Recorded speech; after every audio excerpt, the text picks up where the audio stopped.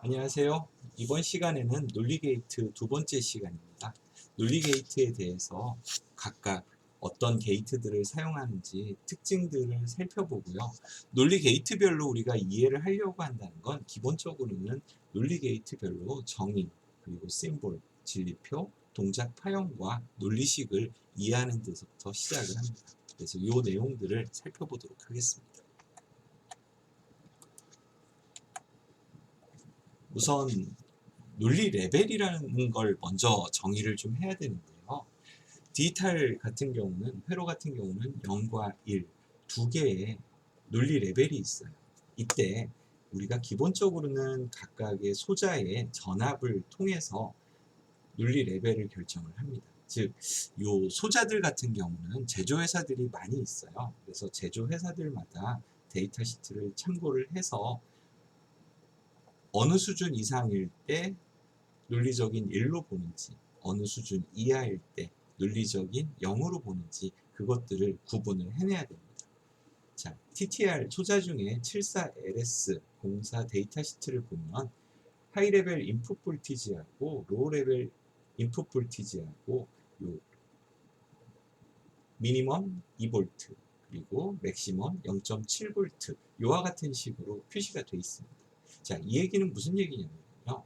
우리가 그냥 단순하게 생각할 때는 0V이면 논리적인 0이고 5V이면 논리적인 1입니다 라고 생각을 할 수는 있지만, 기본적으로 게이트를 흘러가는 전류의 전압은 늘 5V를, 늘 0V를 유지하진 않아요. 중간에 특히 노이즈도 많이 들어가기 때문에 이와 같은 경우 0과 5V 이와 같은 식으로 딱 구분짓지는 않습니다. 대신에 어느 수준 이상이면 논리적인 1로 볼 건지, 어느 수준 이하면 논리적인 0으로 볼 건지, 그것들을 미리 이와 같은 데이터 시트 형태로 표기를 미리 해줍니다. 즉, 요 74LS04의 경우에는 2V 이상이면 논리적인 1로, 0.7V 이하면 논리적인 0으로 봅니다.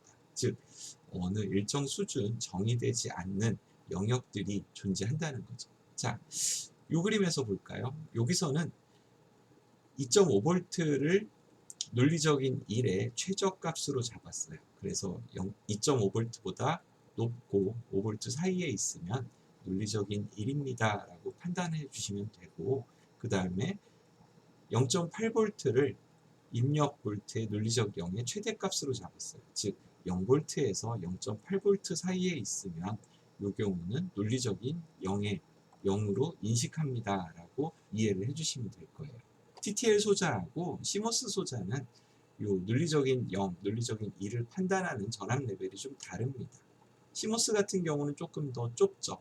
그래서 5V 전압을 사용하는 CMOS 예를 들었을 때 3.5V 이상이면 논리적인 1로, 1.5V 이하면 논리적인 0으로 판단을 하게 됩니다.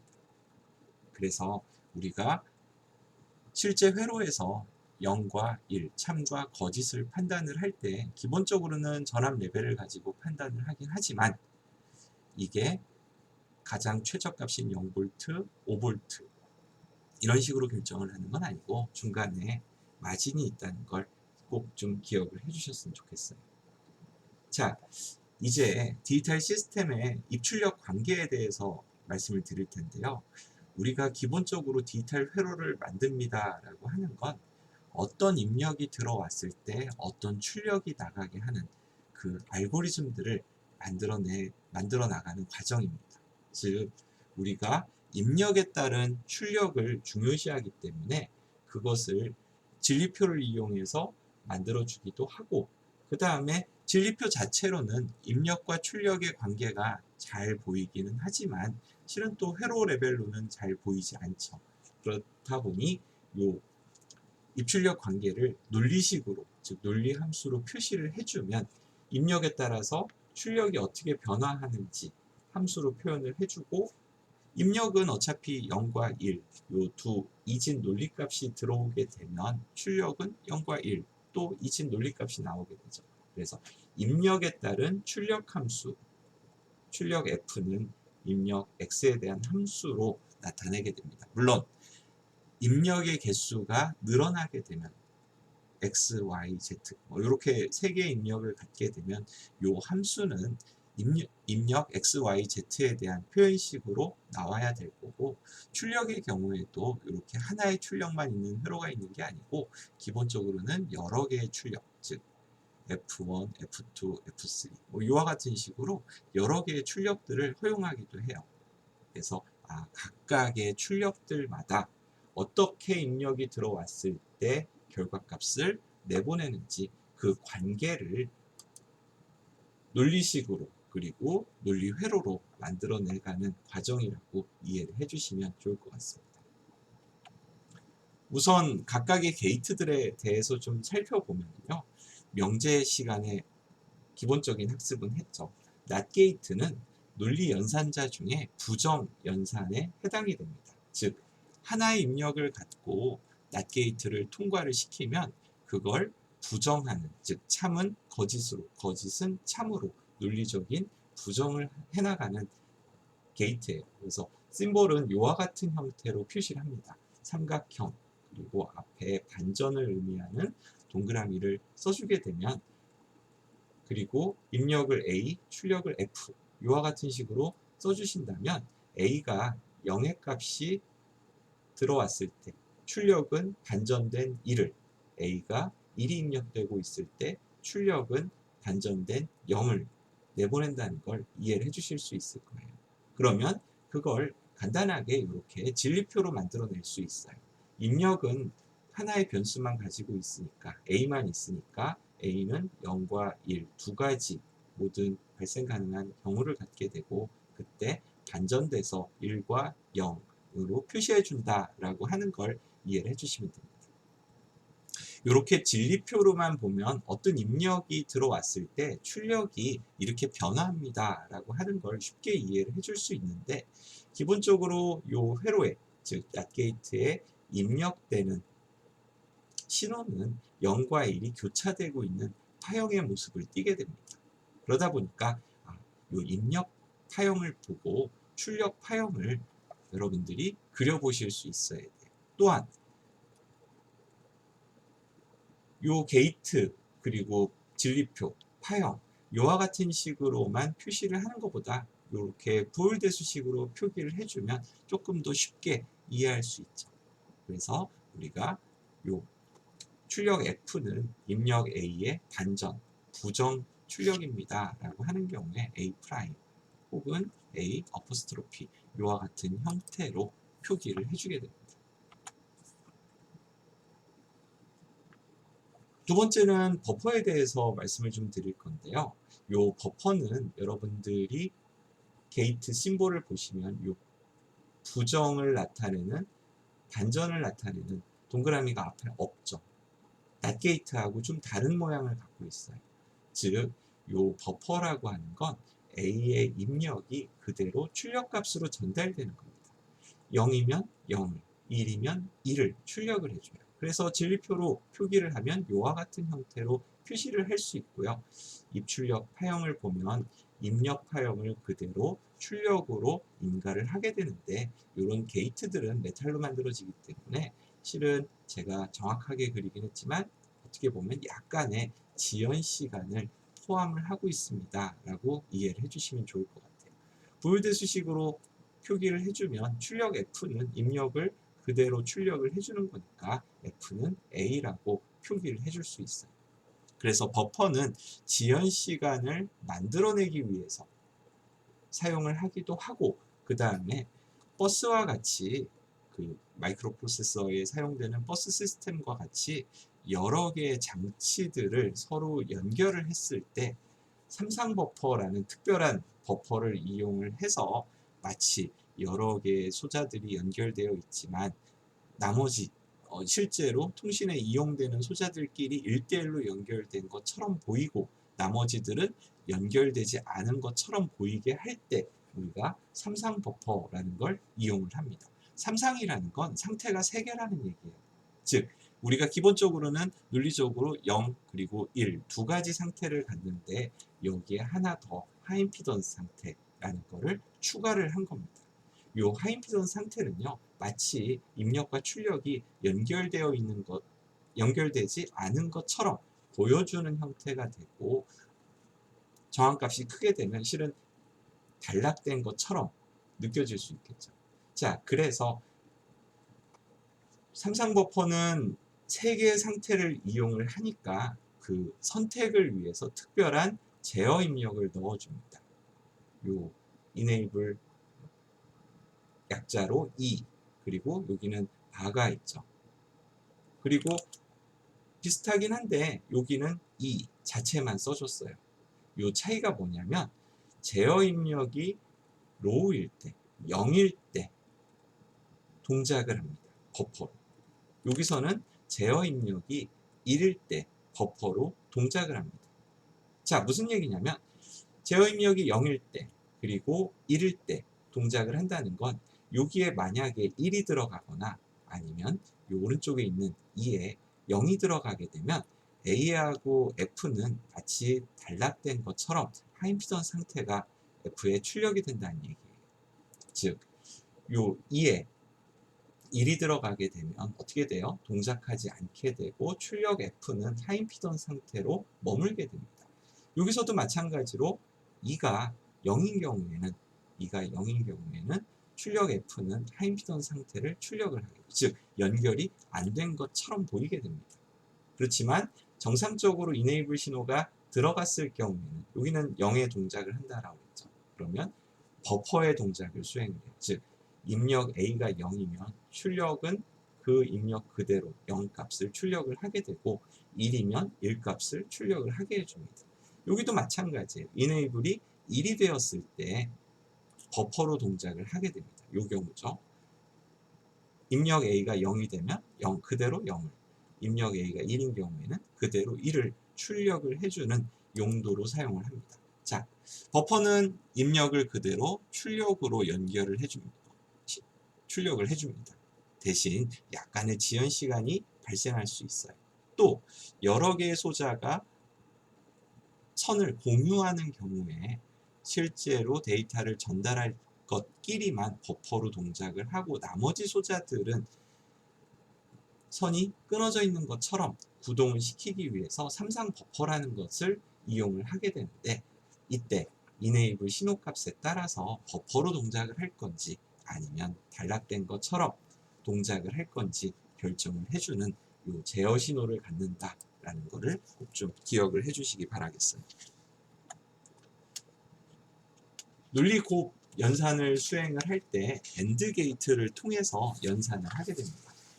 AND, OR, exclusive OR, 이와 같은 논리 연산자들은 기본적으로 입력이 2개 이상이 되었을 때 동작을 하게 되죠. AND 게이트는 논리 곱이니까 두 입력이 모두 참일 때, 즉 입력이 모두 논리적으로는 1일 때 출력은 1이 되고 입력 중에 0이 하나라도 있으면 그 출력은 0이 됩니다. 심볼로는 이와 같은 형태로 그리게 되고, 즉 입력 A, B가 있고 그 다음에 오른쪽에 있는 F가 출력이 되는 거예요. 그러면 입력이 두 종류니까 0과 1 각각 사용을 할 수 있으니 발생 가능한 입력의 경우의 수는 2의 제곱, 즉 00부터 11까지 4가지 경우가 발생이 됩니다. 이때 두 입력이 모두 1인 경우에만 1을, 그렇지 않은 경우에는 0을 출력을 한다라고 했으니 진리표는 이와 같은 형태로 표현을 해줄 수 있을 거고요. 그 다음에 입출력 파형은 이와 같은 형태가 될 거예요. 모든 가능한 경우를 입출력 파형으로 나타내 주려면 이렇게 하나의 주기를 잡은 다음에 다른 신호는 그거의 2배, 만약에 입력의 개수가 더 늘어납니다 하면 또 2배 이런 식으로 증가를 시켜주게 되면 한 시점에서 보시면 A, B가 00일 때, 01일 때, 10일 때, 11일 때 모든 발생 가능한 4가지 경우가 다 나왔죠. 다시 00일 때, 01일 때 이런 식으로 반복되게 될 거예요. 그래서 표기할 때 모든 발생 가능한 경우를 그리고 싶습니다 라고 하면 가장 짧은 주기, 그거의 2배, 만약에 입력 신호가 늘어난다고 하면 또 그거의 2배, 이와 같은 긴 주기를 갖는 형태로 펄스를 그리시면 모든 가능한 입력을 표현을 해낼 수 있어요. 자, AB가 이렇게 변화하고 있을 때 언제만 출력이 1이 됩니까? 두 AB가 모두 1이 되었을 때 이 경우에만 1을 출력을 한다는 걸 기억을 해 주십시오. 부울식으로 표기할 때는 가장 간단하게 AB 이렇게 써주셔도 되고요. 중간에 닷을 연산자 표기를 해주셔도 좋습니다. 자, 이번에는 이런 논리곱, 논리합, 익스클루시브 이와 같은 연산자들은 2개 이상의 입력을 갖습니다 라고 말씀을 드렸죠. 자, 이번에는 그러면 AND 게이트가 3개의 입력 A, B, C를 가질 때를 이와 같은 심볼로 표기해 줄 수 있어요. 입력은 A, B, C 좌측에, 그리고 출력 F는 우측에 표기를 해줬고요. 이 경우는 어떻게 됩니까? 요 A, B, C 각각 0과 2를 가질 수 있으니까 2의 상승, 즉 8가지 발생 가능한 경우가 나오게 돼요. 000부터 111까지 발생 가능한 8가지 경우가 나오게 되고, 출력 F는 언제 1이 됩니까? 예. A, B, C 모두 1일 때 이 경우만 2를 출력을 하고 나머지 경우에는 0을 출력을 하죠. 입출력 파형을 그릴 때 가장 짧은 주기를 그리고 그 주기, 요 주기에 2배의 길이를 갖는, 또 2배의 길이를 갖는, 이렇게 각각의 입력 신호마다 주기를 2배씩 키워서 하게 되면 어느 한 시점에서 봤을 때 000, 001, 010, 011 그리고 마지막에 111 이와 같은 식으로 8가지를 모두 순서대로 표기할 수 있죠. 그러면 출력은 어떻게 됩니까? 0이 하나라도 계속 있으니까 0을 출력을 하다가 어느 순간 요 A, B, C가 모두 1을 갖는 경우에만 1을 출력을 하는 요와 같은 형태를 갖게 됩니다. 부울대수식으로 쓸 때도 연산자 없이 A, B, C를 붙여서 쓰셔도 되고요. 중간에 논리곱을 나타내는 닷을 포함을 시켜줘도 좋습니다. 자, 그러면 우리가 AND 게이트를 배웠으니까 실제로 동작하는 회로를 한번 만들어 볼까요? 회로를 설계를 하려고 하면 이렇게 4단계를 일단 거치게 돼요. 자, 첫 번째는 우리가 만들려고 하는 회로를 설명할 수 있어야 돼요. 특히 논리적으로 설명을 할 수 있어야 됩니다. 수식으로 바꿀 수 있게. 그 다음에 그 각각의 입력과 출력들을 결정을 하고 그거를 특정한 문자로 매핑을 시켜줍니다. 그럴 때 각각의 모든 가능한 입력에 따라서 출력이 어떻게 나올 건지 결정을 한 후에 그걸 깔끔하게 진리표로 만들고 진리표에 따라서 회로를 구성할 수 있을 거예요. 자, 우리가 AND 게이트를 이용해서 자동차의 좌석 벨트 경보 시스템을 한번 만들어 봅시다. 그러면 이 동작을 어떻게 할 건지 말로 표현이 돼야 된다라고 말씀을 드렸죠. 1단계. 시동이 걸리고 좌석 벨트가 풀려 있는 상태를 감지하면, 일단 차에 시동을 걸고 좌석 벨트를 매지 않았어요. 그러면 앞에 좌석 벨트 경고등이 전멸하죠. 또 시동이 걸리고 자동차 속도가 40km/h를 넘으면, 요거는 차마다 좀 특성은 다르겠죠. 그리고 좌석 벨트가 풀려 있으면 이번에는 좌석 벨트에 경보음이 발생되게 됩니다. 자, 이와 같은 식으로 일단 이 상황을 말로 표현을 한 다음에 각각의 조건들을 문자로 정의를 하는 거예요. 시동, 이걸 A라고 합시다. 좌석 벨트 B라고 합시다. 그리고 차량의 속도 C라고 합시다. 그 다음에 출력도 있죠. 경고등, 경고음 2가지가 있는데 D와 F라고 표현을 하게 되면 입력은 시동, 좌석 벨트, 차량 속도, 출력은 경고등과 경보음이 되겠죠. 그러면 입력은 요 A, B, C 3가지가 있는 거고요. 경고등은 D, E 2가지가 있는 거죠. 각각의 문자마다 0과 1일 때 어떤 동작을 할 건지 다시 한번 정의를 하는 거예요. 자, 만약에 A라는 신호가 0이라고 하면 시동이 안 걸려져 있는 상태, 1이면 시동이 걸린 상태. 서로 반대죠. 좌석 벨트 B 같은 경우는 0이면 잠김, 1이면 풀림. 이렇게 표시할 수 있어요. 차량 속도는 40km/h를 기준으로 했으니까 그거 이하일 때는 0, 이상일 때는 1. 이와 같은 식으로 표시할 수 있겠죠. 경고등과 경고음도 마찬가지일 거예요. 0일 때는 꺼져 있고 1일 때는 켜져 있습니다. 라고 이야기를 할 수 있어요. 자, 그러면 처음에 출력, 경고등 출력을 만들고 싶어요. 자, 그러면 입력 A, B, C가 3개니까 000부터 111까지 총 8가지 발생 가능한 경우를 갖죠. 이때 언제 경고등이 들어옵니까? 시동이 걸리고 A가 1이고 좌석 벨트가 풀려있는 B가 1인 요 시점에서만 경고등 D가 들어오겠죠. 즉 A가 1이고 B가 1인 부분 어디입니까? 요 두 가지 경우가 되겠죠. 그때 D는 1을 출력을 하면 됩니다. 또 2는요. 시동이 걸리고 자동차 속도가 40km/h를 넘고 좌석 벨트가 풀려 있어야 돼요. 시동이 걸리고 A가 1이고 자동차 속도가 40km/h를 넘고 C가 1이고 좌석 벨트가 풀려 있으면 B가 1이면 즉 A, B, C 모두 1인 경우에만 1을 출력을 하고 그렇지 않은 경우에는 0을 출력을 하게 되겠죠. 자, 그러면 요 D는 어떻게 됩니까? A가 1이고 B가 1인 즉 A와 B를 AND로 연결을 해주면 A와 B를 AND로 연결을 해주면 그리고 등에 전원 스위치에다가 연결을 해주면 등이 켜지겠죠. 또 경고음은요. 여기는 A, B, C가 모두 AND로 연결이 되었을 때, 즉 3입력 AND 게이트를 써서 모두가 1이 들어온 경우를 인식을 하면 그때는 앰프에 동작 신호를 주면 경고음이 나오게 될 겁니다. 그래서 우리가 요 게이트를 이용을 해서 실제적으로 사용할 수 있는 회로들을 만들어낼 수가 있게 됩니다. 이해가셨나요?